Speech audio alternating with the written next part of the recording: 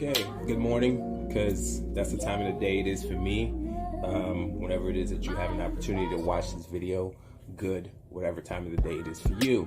My name is Mackin Zardina. I'm with 11 kilometers per second. 11 kilometers per second is my company where it's a life coach and business consultant company. CEO consulting company is what I call it, CEO, because you are the chief executive officer of whatever it is that you're intending to do, the organization, your life, and so forth. And my belief is that we are all here to be in the image of the divine and assist in procreation. That means bringing out whatever is unique within ourselves so that we can add to creation, to multiply it. So any case, let me just start off. This topic is about what it means to be the man. It's not what about, it's the topic. It's what it means to be the man. And so just to disabuse some of you who might be thinking along certain lines of what I'm talking about with be the man, I'm not talking about responsibilities and things of that nature, or being a man and being masculine and all that good stuff. All that is good and beautiful. That's for, I guess, somebody else or maybe myself in another topic if I choose to address that at some point. No, what I'm talking about is our need, our human, and in fact I think it's our spiritual need to feel like we are that man, we are that guy, we're the shit. Okay, this is something that I talk about a lot, and as I continue to have this discussion, I will explain it more as to why that is important. Or I'll just do that right now. I used to think, and I think a lot of us used to think that all you have to do is put in the work, and all the things are going to fall into place. And the truth is, it really is about what you think about yourself, what you believe about yourself. We are currently where we are because of what we believe ourselves to be, and everybody else responds to that. If I say I am an attorney, if I say I am a smart guy, if I say I am this, I say I am that, I go on and I behave in that way, and as a result, people say, here's who you told me you are, you're consistently being that person, and therefore I agree with you, and we're doing that with one another. So that's why it's so very important, because if you want to reach that level, you have to see yourself, you have to be the person at that level, and that is something that we all want.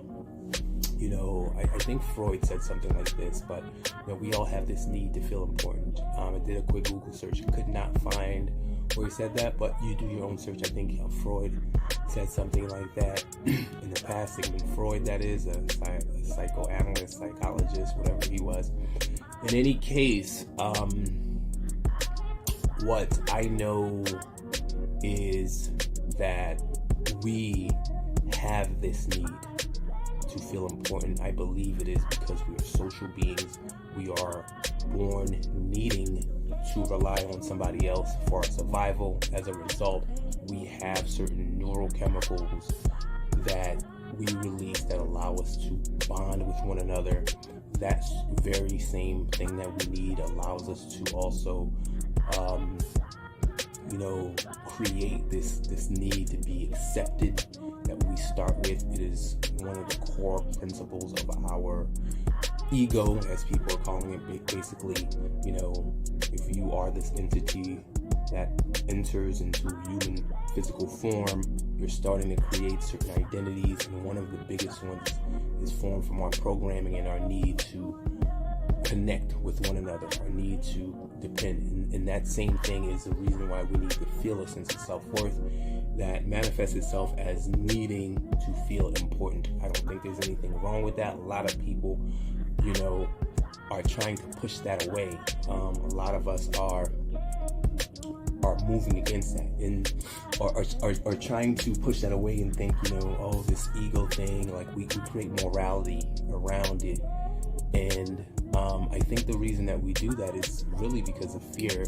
It's a way for us not to have to go out and be strong-willed. you probably heard of the German philosopher, two German people at this point, Friedrich Nietzsche, and he talks about the two types of morality that we create as human beings. One is the master morality, and the other is the slave morality. The master morality comes from people who are strong-willed. They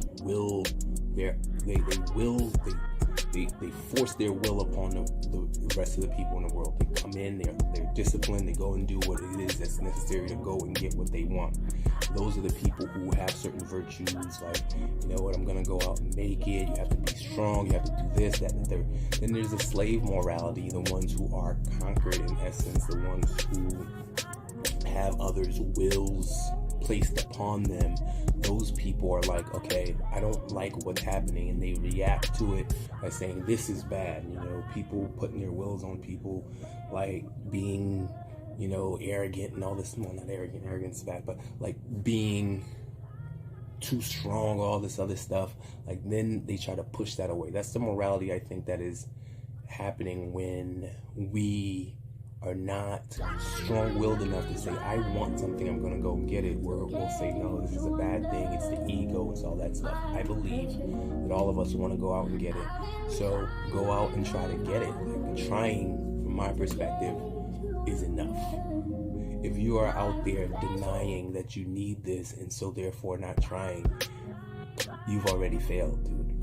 That's the failure, actually. Go out and try. Like, trying is the way that things work. Real quickly on trying, because I am going in another direction, but real quickly on trying, that's what Nike is about. Phil, whatever the Nike dude's name is, there's this thing that I posted. Did I post it? Or I just, I put it in my story, but it talks about Nike's whole entire narrative, or their whole entire story is about people who try. It's not necessarily about people who win. It's about people who try. And I think when you are a person who tries, you never feel that you never feel regret. This is how you go out feeling good about yourself. So you denying it means that you will not go out and try. All right, let me just put that aside. Go out and try and all that good stuff. Now, what I'm here to do is actually break down what it means to be the man and why it is that we struggle with this. Okay, so we want to be the man, or that be, that chick, whatever. Same shit. I'm using it as the man. But we want to be that. But the issue is that the level of success that we want, the level of success to be the man, requires that you believe that you are the man. And so what the heck exactly does that mean, right? You're probably like, all right, well, yeah, that's like saying to be successful, you just have to believe that you're successful. And the truth is, it is just that simple, but it's also really that complex to be able to understand and explain. And part of the reason that is that we do definitely confuse things a lot, right? So, as I said in the beginning, I used to think like just working hard would be enough, right? People would fall into place, and then I would go in and basically ask people to see me as the person, that I wanted to be, that I didn't even believe myself to be. And I think a lot of us are out there doing that. Like, we're being told just go out and do hard work. Again, hard work is going to lead to some results. It's going to lead to some level of success. But if you're trying to reach that pinnacle, where trying to be that guy, you have to definitely believe. I'm beginning to understand that more and more, and this is one of the things I didn't understand, and this is why I push it so hard. Like I said, I used to go out and be like, okay, don't you see the work that I'm putting in? I'm putting in the work, so go ahead and start to see me that way, as opposed to believing it. Now, don't get me wrong, the work will lead to results, and you seeing the results can lead to you also believing that you're that guy. It doesn't necessarily always do that. There's a lot of people who are out there who are working hard, see the results, and still don't necessarily see themselves as the man. And so this is why you have confusion, right? There's a lot of different concepts that are happening, but because we don't study it well enough, we're not looking for this sort of understanding, we don't understand the nuances in these different concepts, and we lump everything together. So there's a lot of confusion, right? So there are a couple of concepts that I want to talk about that all gets lumped up into all of, this idea about this idea about things that keep us from believing that we're the man. All right, and again, believing you're the man is what is needed. So the two that I'm going to talk about first is survivor's guilt and imposter syndrome. All right, these two are also confused with like self-doubt and insecurity, but I'm going to tackle those two later. Survivor's guilt and imposter syndrome. First, let's talk about imposter syndrome. Imposter syndrome is, for me, the idea that you don't believe in the value of your accomplishments. All right? Imposter syndrome is the concept of, or the idea that you don't believe in the value of your accomplishments. All right? You can have somebody who believes in themselves, believes that they're that guy, and has imposter syndrome, right? Because that person, is like, I know I'm going to be this. I know who I am. But the things that I've done, they really aren't that great yet. I think that may be rare, but I think I don't know if it's rare at all. In any case, that happens. And there's you could also have somebody who, doesn't believe in their accomplishments at all, and doesn't, think that they're that person. There's a lot of us who are out there, I haven't done anything, and I also don't think, that's probably the vast majority of us, right? The point is that imposter syndrome is not the same thing as not believing in yourself. You can be somebody who is like, I am that guy, but still has imposter syndrome. And this is when you believe in yourself that way, and other people are getting that message, but they don't also, a lot of times they don't get the message that you don't think your accomplishments are worthy yet. Why it is that we don't think our accomplishments are worthy yet? It's probably, I haven't delved into that too deeply, but it's probably like because, there is some kind of standard or idea that we have about what needs to be accomplished, right? But in the same time, we're like, we still got to get there. So the point is that, we know what we are. We're going to go out and do it. And this is what's very important, right? It's like when you believe yourself to be that guy, you go and behave like that guy. You go and do the things like that guy does. And again, I've said this in other videos, but you don't have to be convinced. You don't have to be, prodded and pushed, because you're doing the things that you believe you are right now. You're not being pushed to do it. You are doing the things that you believe you are right now, and truly believe you are. So you're gonna go out and do these things. You believe that you're a rapper. You're gonna go out and start rapping and shit. And you know what I'm saying?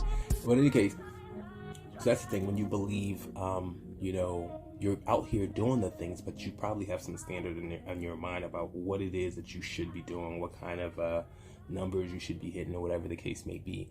So yeah, in any case, that's one thing. So that's what it is. Imposter syndrome is you doubting, or not having a belief in the accomplishments that you have had, even though you may be able to believe that you can have, you are that guy, you're going to be that guy. You still, for whatever reason, doubt the accomplishments that you had. All right, now that should be distinguished, even though it's sometimes lumped into what I call survivor's guilt. So what most people understand survivor's guilt is is actually surviving. Like, you know, you have a bunch of people you're close to. This is something that's usually associated with like the military, you're in the army or whatever branch of the military, and a lot of your people, whatever it is that's called, they die, and you live, and like now you're wondering why it is that you got to live and all of them died. That's survivor's guilt. I'm using survivor's guilt not in a literal sense of like actually surviving, but like Drake put it in one of his things, everybody that survives got survivor's guilt. And what I think he was referring to is when it is that you have become successful and the people around you that you know have not. And so you're like questioning why is what I'm doing working? You believe that these people are putting in the same level of work, but you don't see the results that they're, they don't see the results that you're getting. And so you assume they're doing that they're working just as hard as you. Maybe sometimes they are, but maybe here's where the problem is. They don't believe in themselves like you believe in yourself. And this is the part that is so freaking crucial. Like, as much as you may be out here working, if you don't see yourself as that guy like the other dude does, you may not ever actually make it. So survivor's guilt is when you're now doubting why the heck you've made it, but you can still believe that you're that guy. In fact, that's why this shit is probably working for you, but you are questioning why it is that you made it. Okay, so as I said, a lot of successful people, we can see these things in a lot of successful people, right? We can see it when they talk, when we interact with them, if we get a chance to. Obviously, those people around them get to, but like when we see them in interviews, when they actually are honest about these things, we're like, okay, well, if all of this stuff is happening, then like all of it is just self-doubt and insecurity. But self-doubt and insecurity are their own things. Insecurity, successful people will feel insecure because they may feel like they're that guy. They may feel like they're the man in one area of their lives, right? A lot of times, like, women will feel that. Nowadays, men are feeling that. They're all getting like liposuction and stuff instead of freaking going out to the gym if they don't like some parts of their body. But the point is that a lot of times, like, a woman will be out there feeling like they're great and everything else, and then there's a part of their body that they're like, questioning, oh my god, my stomach, whatever it is that they don't like about themselves. And so the same applies to any kind of area in your life, like some things that you don't know, some group of people that you want to hang out with, or whatever that you feel like you're not as good as, whatever the case may be. Whereas you're sitting there excelling in one area and you're like, I'm that guy here. We can still feel insecure about all these other little tidbits of areas in your life. And so it doesn't mean that in the area that you feel like you're the man, you are not feeling like you're the man there. And if you are the man there, you're going to convey that to others who are going to agree. Then you can also convey the message that you are insecure, because whenever somebody touches upon some area, like some area that you're insecure about, it's going to come out. That's why those two things can exist. All right. So the next thing is self-doubt, and everybody has self-doubt. Everybody has expressed self-doubt. The issue is that because we see that people express self-doubt, we're like, okay, well, yeah, since, it seems like everybody has it, let's just push through it. But, it's not as, it's not as simple as that. It's more complicated than that. Self-doubt is when you question who you are, right? And, the truth is that when you truly believe that who you are, you're not questioning it anymore. The person that you are right now, you're not necessarily questioning. It may come, the person that you are right now, it may come, but it's really momentary. It's like, and then you're like, back to who I am, and just behaving like that person. Really, self-doubt comes when you're trying to become, right? When you're saying, here's who I want to be, here's who I'm going to be. You know what I'm saying? For those of us who are actually out here trying, as opposed to like fantasizing. Here's who I'm going to be. And then the self-doubt comes in because you don't truly believe it yet. right? So do you believe that Obama or Jay-Z is having the same type of self-doubt about who they are right now than you are? Again, you're not yourself having real self-doubt about who you truly believe yourself to be. You are having that self-doubt about who you are trying to be, okay? And so not at every point, but in various points in people's lives that they're trying to be better, that they're trying to self-actualize, that they're trying to reach their potential, they're going to have self-doubt through it all. And so because people are expressing that, you believe that, you know what, it is about, like, it's about having self-doubt at every stage, even when you believe you are who you are. There are some people who just truthfully is like, at this area right here, I am that guy. And that's what it takes really to reach that level.